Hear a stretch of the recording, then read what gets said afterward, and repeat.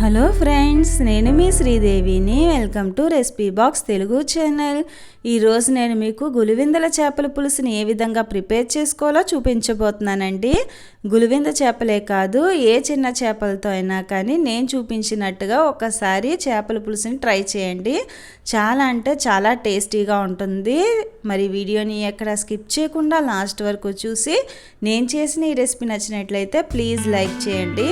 దీనికోసం ఇక్కడ నేను గులివింద చేపల్ని శుభ్రంగా క్లీన్ చేసేసి మధ్యలో ఘాట్లు పెట్టి తీసుకున్నాను.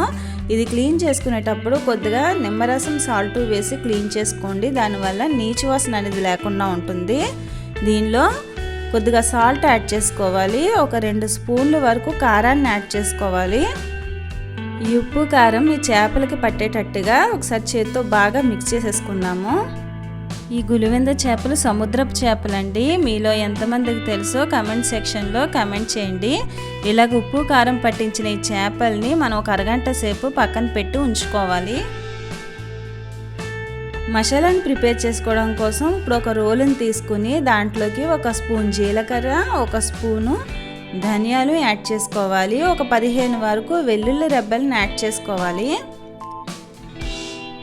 వీటిని దంచుకుందాము.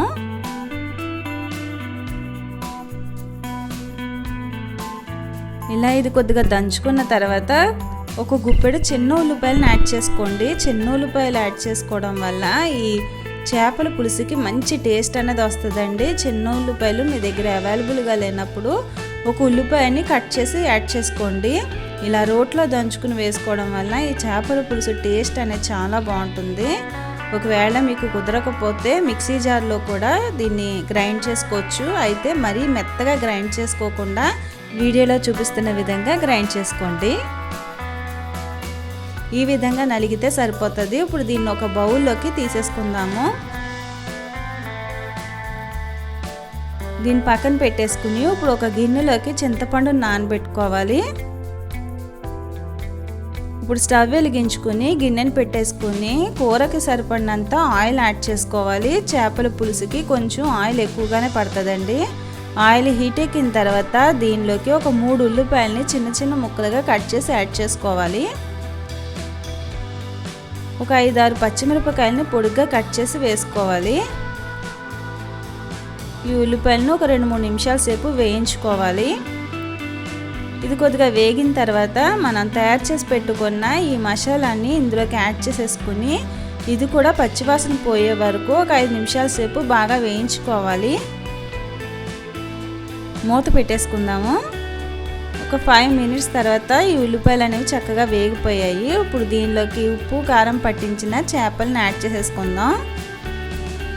మన ఛానల్లోని ఈ గులివింద చేపలతోని ఫ్రై చేసి వీడియోని అప్లోడ్ చేశానండి. ఎవరైనా చూడని వాళ్ళు ఉంటే ఆ వీడియోని డిస్క్రిప్షన్లో లింక్ ఇస్తాను. ఆ వీడియోని కూడా చూడండి. ఇప్పుడు దీనిలో ఒక గ్లాసు వాటర్ యాడ్ చేసేసుకోవాలి. అలాగే ఈ కూరకి సరిపడినంత కారాన్ని కూడా అడ్జస్ట్ చేసి యాడ్ చేసుకోండి.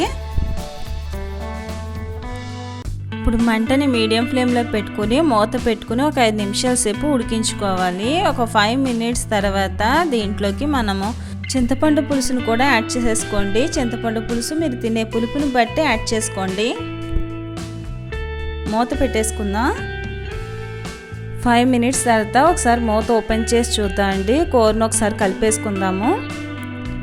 ఇలాగా క్లాత్ సహాయంతో గిన్నెను కలుపుకోవాలి. గరిటె పెట్టి కలపకూడదండి, దానివల్ల చేప అనేది విడిపోతుంది. మూత పెట్టుకుని మరొక 5 నిమిషాల సేపు ఉడికించుకుందాం. ఒకసారి ఓపెన్ చేసి చూద్దామండి. చేపల పులుసు అనేది రెడీ అయిపోయింది. ఇప్పుడు మనం లాస్ట్లో కొత్తిమీరని యాడ్ చేసుకుందాము. మరి నేను చేసిన ఈ చేపల పులుసు రెసిపీ నచ్చినట్లయితే ప్లీజ్ లైక్ చేయండి. మీ ఫ్రెండ్స్కి, ఫ్యామిలీ మెంబర్స్కి ఈ వీడియోని షేర్ చేయండి. ఇంకా ఎవరైనా సబ్స్క్రైబ్ చేసుకోకపోతే మన ఛానల్ని సబ్స్క్రైబ్ చేసుకోండి. మరొక మంచి వీడియోతో నా నెక్స్ట్ వీడియోలో కలుస్తాను. Thank you for watching.